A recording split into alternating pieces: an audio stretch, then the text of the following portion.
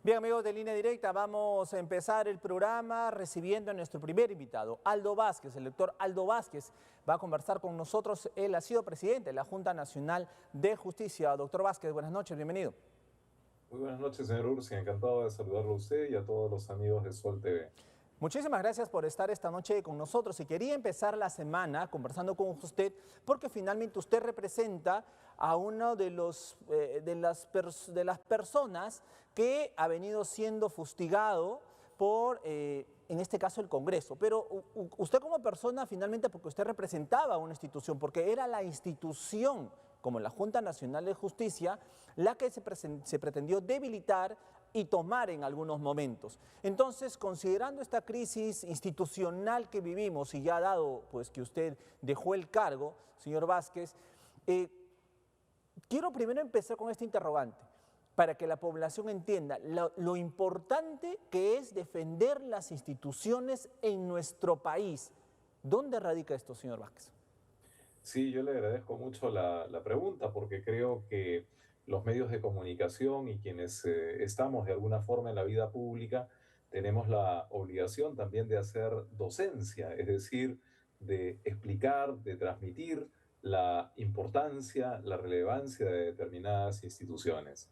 Efectivamente, pues la democracia no es solamente elegir cada 5 años a un presidente o presidenta de la República, sino que la democracia significa también garantizar una serie de derechos a los ciudadanos, pero también mantener el equilibrio de poderes. Ujú. En una sociedad democrática hay equilibrio de poderes. ¿Esto qué significa? Que los poderes ejecutivo, legislativo, judicial y los órganos constitucionales autónomos que componen todo el entramado constitucional del país tienen pues una serie de pesos y contrapesos que impiden que un poder se sobreponga respecto de los demás. Porque si un poder se superpone a los demás, entonces caemos pues en el riesgo de una dictadura. Y es lo que desgraciadamente pues ha ocurrido en muchos otros países de nuestra región y ha ocurrido también históricamente en el Perú. Por ejemplo, el caso más reciente que tenemos ahora es el de Venezuela, ¿no? Ujú. Donde un poder, en ese caso el poder ejecutivo, se ha superpuesto sobre los demás poderes y hoy controla todos los poderes en Venezuela, al punto que pese a que es evidente la derrota sufrida por el señor Maduro en las elecciones del 28 de julio pasado en Venezuela, sin embargo se resiste a dejar el poder. ¿Y por qué se resiste a dejar el poder? Porque tiene el control de las instituciones, del Tribunal Electoral, del Tribunal Supremo de Justicia, tiene el control de las instituciones, lo cual le permite mantener una dictadura con las consecuencias que todos conocemos, es decir, prácticamente una tercera parte de la población de Venezuela, cerca de, o una cuarta parte de la población de Venezuela, alrededor de 8 millones de venezolanos, han tenido que emigrar por las condiciones de pobreza, de miseria, a las que ha sido llevado ese país otrora tan rico por la existencia pues, de las mayores reservas de petróleo Claro. en el mundo. Entonces, es un ejemplo, un espejo en el que no quisiéramos mirarnos, ¿no? Es decir, las dictaduras han sido y son siempre empobrecedoras. Y ese es el riesgo que se ha mantenido latente pues, a lo largo de nuestra historia, ¿no? El Efectivamente, riesgo señor Vázquez, de sí. que un poder del Estado pretenda controlar a los demás. Y entonces ahí es donde el sistema de justicia resulta siendo un factor clave para impedir pues el que un poder se superponga sobre otros. Señor Y eso es lo Vázquez, que sí. desgraciadamente pues de alguna forma estuvo en riesgo cuando se quiso afectar la autonomía de la Junta Nacional de Justicia, Ujú. porque la Junta Nacional de Justicia es un órgano constitucional autónomo en el Perú que designa a los jueces y fiscales de todos los niveles, pero también designa autoridades electorales, como son el jefe de la OMPE o el jefe de RENIEC. La OMPE, la Oficina Nacional de Procesos Electorales, y la RENIEC, el Registro Nacional de Institución, el Identificación. Registro Nacional del Estado Civil. Ujú. Entonces, no sorprende demasiado que ciertos sectores de la vida política hayan tenido pues el apetito por controlar a esta Junta Nacional de Justicia. Señor Sin Vázquez, sí, embargo, sí. como usted lo ha señalado al inicio, la Junta ha resistido a esos embates, ha actuado en todos los terrenos, en el terreno mediático, en el terreno judicial, en el ámbito internacional, y ha logrado pues impedir que se produzca la remoción de los miembros de la Junta Nacional de Justicia. Ahora hemos terminado ya nuestro mandato constitucional de 5 años, que se inició el 6 de enero de 2020 y ha concluido como corresponde el Efectivamente. 5 de enero de 2025. Señor Vázquez, efectivamente, coincido plenamente con lo que usted está planteando esta noche, pero voy a incidir en lo siguiente, en este equilibrio de poderes, en estos pesos y contrapesos. Y voy a incidir también que justamente fue el programa del día viernes, el hecho de Venezuela, pero en el cual lamentablemente hay un reflejo, un haz de luz que apunta al Perú. ¿Y por qué digo esto? Porque tenemos un problema en el país, en el sentido de quién gobierna finalmente, quién está gobernando el país. ¿Está gobernando la presidenta Dina Boluarte? Bueno, ella es la presidenta, ella está en Palacio, ella duerme en Palacio, pero ¿realmente está gobernando el país? ¿O es este Congreso de la República, cuyas atribuciones los dice la Constitución, que es legislar, fiscalizar y representar, pero que finalmente a través de las leyes que aprueba, muchas por insistencia, y a través pues de estos grupos políticos, finalmente tienden a poner la agenda al Ejecutivo? Entonces se está rompiendo el equilibrio de poderes, y si esto es así, ¿hacia dónde vamos como sistema democrático? Sí, bueno, hay que admitir pues que en las democracias suele ocurrir o puede ocurrir que efectivamente haya una mayoría parlamentaria que respalde al gobierno, al poder ejecutivo.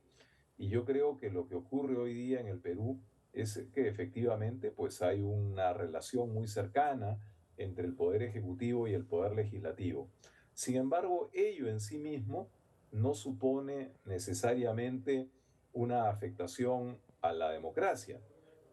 La verdadera afectación a la democracia se produce cuando el poder político coaligado entre el poder ejecutivo y el poder legislativo pretende afectar la autonomía de otros órganos constitucionales. Ujú.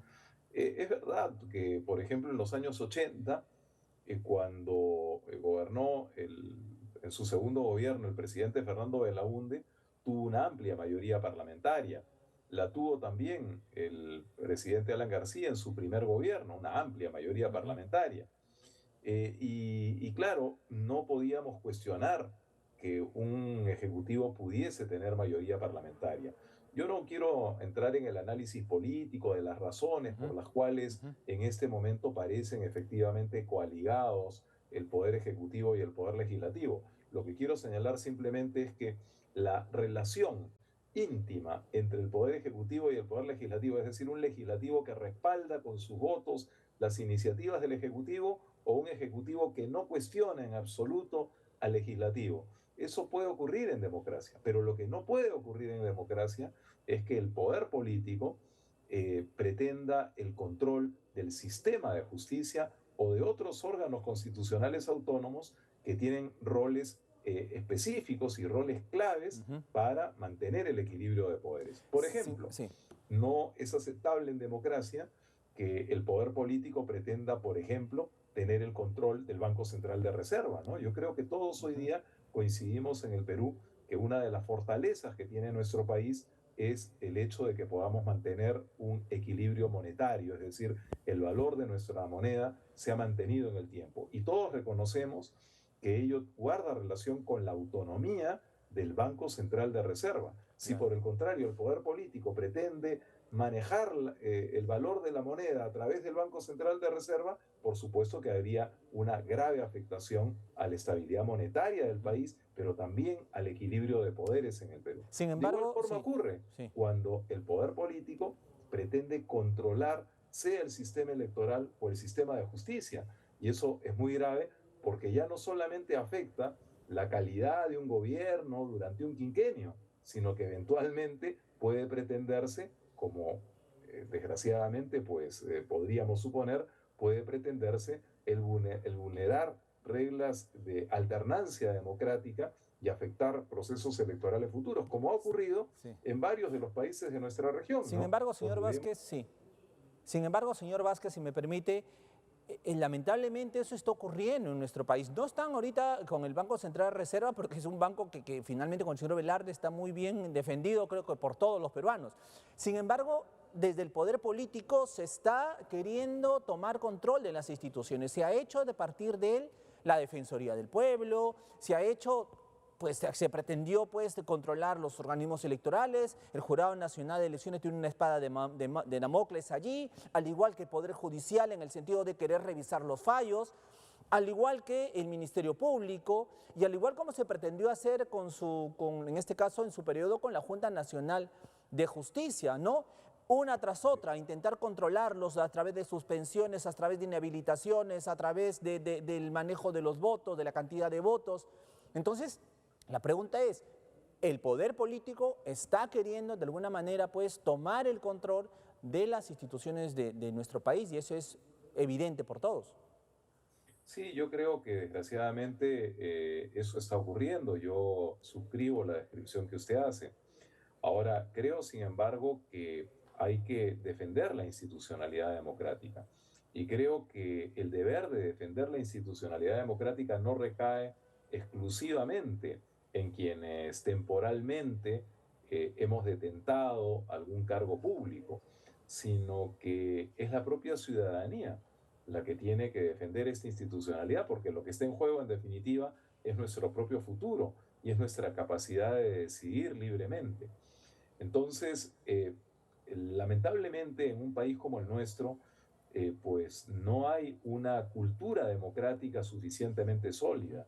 Y eso se evidencia con las actitudes, con las posturas de determinados sectores políticos que, como usted bien señala, pues han tomado una serie de iniciativas en los últimos años que han buscado afectar la institucionalidad democrática por la vía de pretender el control de algunas de estas instituciones constitucionales autónomas o incluso a partir de la pretensión de incidir en el Ministerio Público o en el Poder Judicial.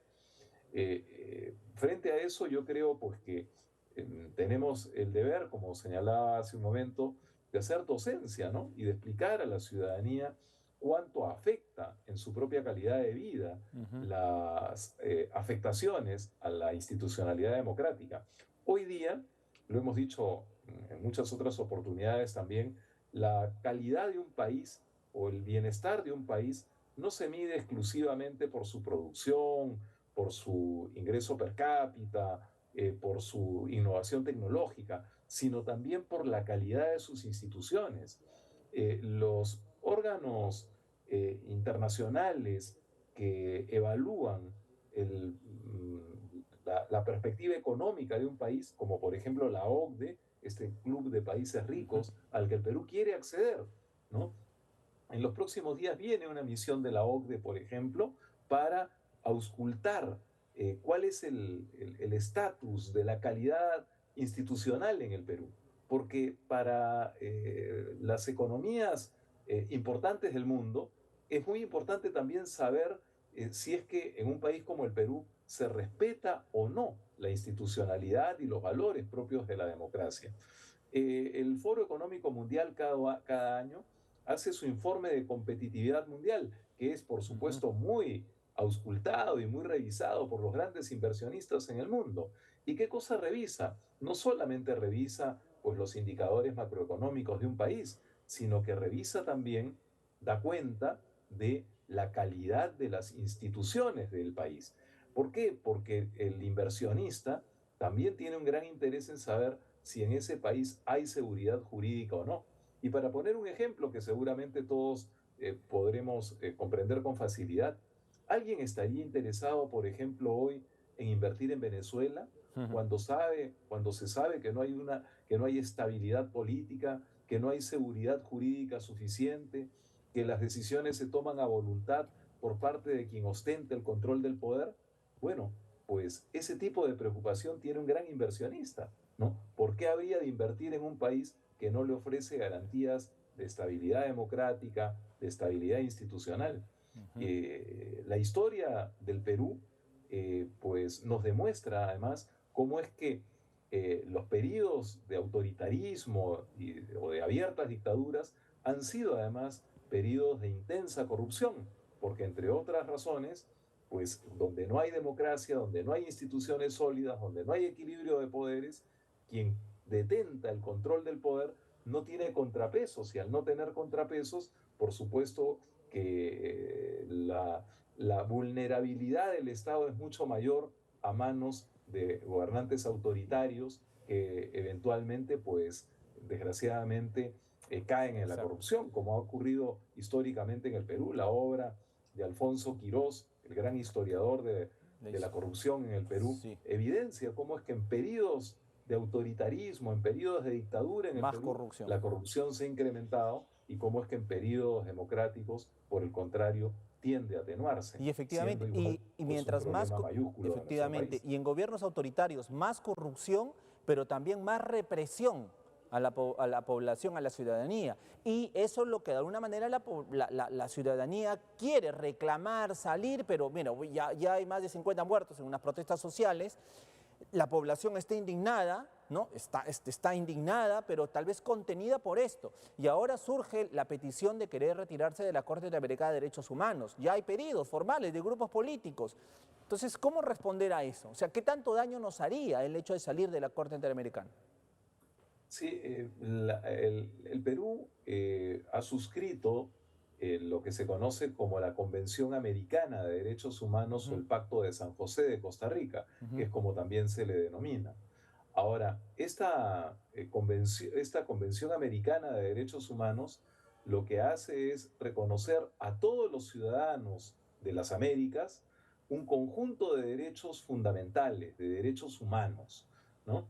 Y estos derechos son de los 33 millones de peruanos, así como de pues, todos los ciudadanos de las Américas. Ahora, estos son el salir nosotros cuando se dice hay que salir de la Corte, en verdad lo que quieren decir los que pretenden ello es que salgamos de ese pacto de San José de Costa Rica, que no seamos más miembros de la convención, o que no seamos más suscriptores de la Convención Americana de Derechos Humanos. El tamaño del absurdo es tan grande como si se quisiera anular los derechos fundamentales que están reconocidos en la Constitución Política del Estado. La Convención Americana de Derechos Humanos no es otra cosa que una declaración que salvaguarda, que cuida nuestros derechos fundamentales, nuestro derecho a la libertad, nuestro derecho a la vida, nuestro derecho a participar en elecciones democráticas, nuestro derecho a las libertades de expresión y de información, en fin, un conjunto de derechos que son considerados pues derechos fundamentales, es decir, están en el fundamento, en las La bases base. de todos los demás derechos que un ciudadano puede demandar al Estado y a la sociedad.